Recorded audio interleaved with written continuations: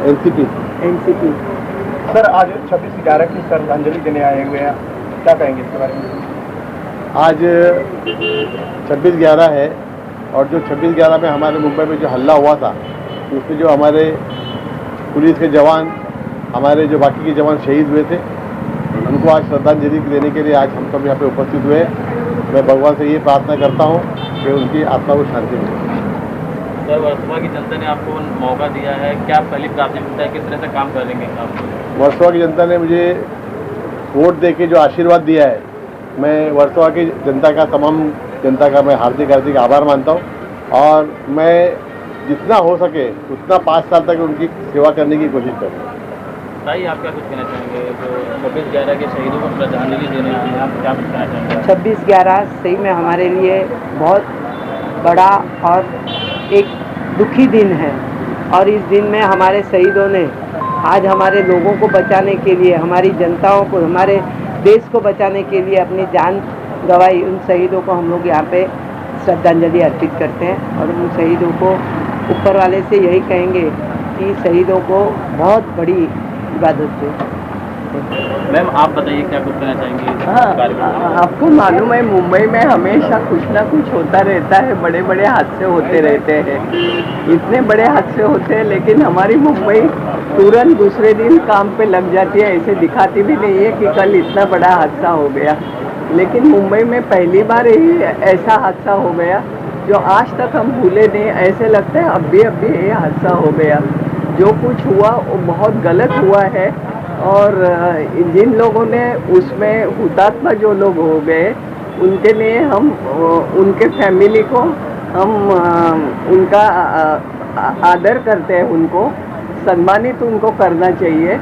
और जो ये सारे जो ये हो गए हैं, हुतात्मा हो गए, उनके लिए हम लोग आदरांजलि अर्पण करते हैं। नमस्कार। सर, यहाँ पर श्रद्धांजलि दी गई, उसके बारे में हमारे दर्शकों को जानकारी दीजिए। ये हमारा 5वां साल है। जैसे लोग 5 साल के बाद भूल जाते हैं कि भाई 1 साल पहले क्या हुआ था, तो हम लोगों को मौका ही नहीं देना चाहते कि वो ये दिन भूलें जो ये हुआ है। ये दिन लोगों को हम भूलने नहीं देंगे। जब तक हम हैं, जब तक हम जिंदा हैं, तब तक तो नहीं भूलने देंगे। और दुआ करते हैं, कामना करते हैं कि नेक्स्ट टाइम ऐसा कभी कुछ इस देश में ना हो। इस देश में क्या, किसी भी देश में ना हो। बहुत जवान लोग, बुढ़े लोग, किसी का माँ, किसी का बाप, किसी का भाई, बहुत लोग मरते हैं। तो हम लोग यही दुआ करते हैं कि ऐसा नेक्स्ट टाइम किसी के साथ भी, किसी भी कंट्री में ना हो। वर्सोवा में एक परिवर्तन हुआ, राजनीति में नया चेहरा जीत के आया, उसके बारे में क्या कहना चाहेंगे? हारून खान साहब को मैं पिछले 10 साल से जानता हूँ। जब वो, उनकी वाइफ कॉरपोरेटर थी, तो भी वो लोगों के लिए वैसा ही काम कर रहे थे कि वो खुद कॉरपोरेटर है। और वहाँ पर आप, जैसे यहाँ की बात तो अलग है, उनके क्षेत्र में भी, जैसे उनकी जो जगह जोगेश्वरी में भी जाके आप पूछेंगे ना, तो उनके बारे में लोग अच्छा ही बोलते हैं। कि और हमें भी लगता है कि यहाँ के लिए लवेकर जी से तो अच्छा ही काम करेंगे, हमको भरोसा है। सर, नए विधायक चुनकर आए हैं, तो क्या यहाँ पर कोई स्मारक शहीदों के लिए कुछ आप लोग मांग करने वाले हैं? हमारी कोशिश है, अभी उनका ये सभागृह हो जाए, उसके बाद हमारी कोशिश रहेगी, क्योंकि ये हमारा 5वीं साल इसी जगह पे बनाया हुआ है, तो हम कोशिश करेंगे यही जगह पे ये करने के लिए, शहीद स्मारक बनाने। कितने सालों से सर ये कर रहे हैं? कितने साल से आप? ये हमारा 5वां साल है। कितने लोग पार्टिसिपेट करते हैं आपके अंदर से? क्योंकि ये देख रहा हूँ कि आम पब्लिक भी इसमें आती है। जी, आम पब्लिक बोलो, आप पुलिस वाले बोलो, मतलब हम लोग कोई ऐसा पार्टी के हिसाब से या किसी हिसाब से नहीं करते हैं। हम लोगों में जागरूकता फैलाना चाहते हैं कि भाई ऐसा कुछ हुआ था, आप इस दिन को याद रखो, इस दिन को भूलो मत। जिसका, जो पुलिस वाले लोग गए हैं, उनकी बेटी है, बेटा है, उनकी वाइफ है, वो लोग तो ये दिन कभी नहीं भूल पाएंगे ना। तो मैं भी यही चाहता हूँ कि लोग ये दिन ना भूलें, क्योंकि वो हमारी वजह से शहीद हुए। सर, यहाँ पर 26/11 का श्रद्धांजलि देने सबसे बात हुआ है और यहाँ पर बहुत सारे लोग खड़े हुए हैं, तो इसके बारे में क्या कहना चाहेंगे? 26/11 में हमला हुआ था, इसके बारे में। देखिए, 26/11/2008 ये कोई दिन नहीं भूल सकता। इसमें हमारी जवानों की शहादत और बेगुनाह लोगों की जान वो गई थी। और जब भी ये हमारे देश में इस टाइप का टेररिस्ट अटैक हुआ है, तो देश कभी रुका नहीं है, हमेशा हम चले हैं। और ये 26/11 कभी भूलने के दिन भी नहीं है, ये ब्लैक डे के नाम से हम बनाते हैं और श्रद्धांजलि देते हैं उन लोगों को, वो शहादत के लोगों को जो उन्होंने अपनी कुर्बानी दी। और वो मासूम लोगों को भी मेरे हमदर्दी है और सहानुभूति है, जीवन में उनके आत्मा को शांति मिले। और मुंबई कभी रुका भी नहीं है, ना रुकेगा, और ऐसे ही हम चलते रहेंगे, और हमें कोई कमज़ोर भी नहीं कर सकता।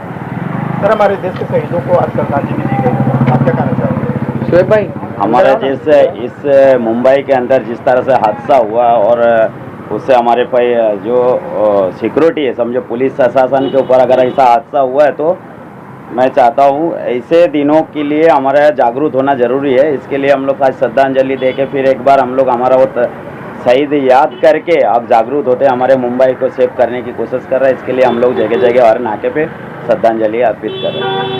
सर, क्या कुछ कहना चाहेंगे जो शहीदों को आप श्रद्धांजलि दे रहे हैं, क्या भावनाएं व्यक्त करेंगे? एक्चुअली उनके लिए तो हम सिर्फ यही कहना चाहेंगे कि अगर आज हम मुंबई में सेफ हैं, या मुंबई में आज अच्छे से हम ज़िंदगी बिता रहे हैं, या मतलब यहाँ पर हम लोग खुशियाँ मना रहे हैं, तो सिर्फ इनकी वजह से। अगर ये लोग नहीं होते तो शायद आज हमारा मुंबई सेफ नहीं होता। आज हम लोग यहाँ पर खड़े होकर, मतलब असली हीरो देखा जाए तो हमारे ज़िंदगी के यही हैं। हम तो मतलब लाइक देखा जाए तो लोग हम यहाँ पर कैमरा रील्स बनाते हैं, ये करते हैं, वो करते हैं, ये सब चीज़ें अलग हैं, लेकिन असली ज़िंदगी में देश के लिए जान देना ही सबसे बड़ी बात है। और इन्होंने हमारे देश के लिए, हमारे लिए जान दी है, ये बहुत बड़ी बात है। और हम तो कुछ भी नहीं कर सकते आज उनके मतलब ये दिवस पे हम लोग कैंडल जला रहे हैं, सिर्फ उनके मतलब परिवारों को खुशियाँ मिले, उनके परिवार को हिम्मत मिले, और हमारे देशवासियों को इनसे इंस्पिरेशन लेनी चाहिए। हमें भी देश के लिए कुछ करना चाहिए। और सबसे बड़ी बात है कि इसके लिए राजीव भाई का बहुत बहुत धन्यवाद है कि वो इस दिन को याद रखते हैं, और हर बार उनके दिन के लिए 26/11 के लिए स्पेशली वो यहाँ पर सबको इकट्ठा करते हैं और सबको बुलाते हैं। और देश के लिए मतलब मैं तो यही बोलूँगा कि राजीव भाई को इसके लिए बहुत बहुत थैंक यू। राजीव भाई, आप मेरे को एक बात बताइए कि आपको ये दिन के बारे में कैसे पता चला? मतलब ऐसे मतलब आपको कैसे फील हुआ कि आपको इस दिन पे सबको बुलाकर कैंडल्स जलवानी चाहिए? मेरा मानना ये है कि जो लोगों के साथ हुआ है वो लोगों को भूलना नहीं चाहिए। और हम युवा पीढ़ी हैं, हमको एटलीस्ट इतना करना चाहिए कि हम लोगों को ये भूलने नहीं दें कि ये दिन में उनके साथ कुछ हुआ था। और एक्चुअली ये दिन बहुत ही दर्दनाक दिन था। वो एक्चुअली मुंबई के लिए ऐसा दिन था कि हम लोग तो अपने घर पे बैठे थे, हम लोग अपने आप को सेफ फील कर रहे थे, सिर्फ इनकी वजह से। तो हम सबको, यूथ को, आज के जो जनरेशन है जिनको ये पता भी नहीं आई थिंक कि आज अगर हम सेफ हैं या हम खुश हैं या हम सड़कों पे आराम से घूम रहे हैं, तो बिकॉज ऑफ इन्हीं की वजह से। आप देखेंगे मिलिट्री जो है वो देश की रक्षा करती है, लेकिन हमारे जो सुरक्षा है, जो हम लोग ऐसे आज़ाद खड़े हैं, वो सिर्फ इन्हीं की वजह से खड़े हैं। तो इनको लोगों को हर साल याद, एटलीस्ट साल में एक बार तो याद करना चाहिए। लोग ये दिन ही भूल गए हैं।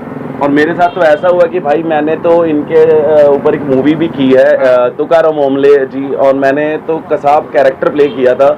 और तब पता चला था कि वो कैसे लोग थे, उनका सामना करना, क्योंकि गोलियों के सामने खड़े होना। और जबकि तुकाराम ओमले जी ने वो बंदूक की जो नली थी ना अपने पेट में डालकर मतलब कैसे बाकी लोगों की जान बचाई थी।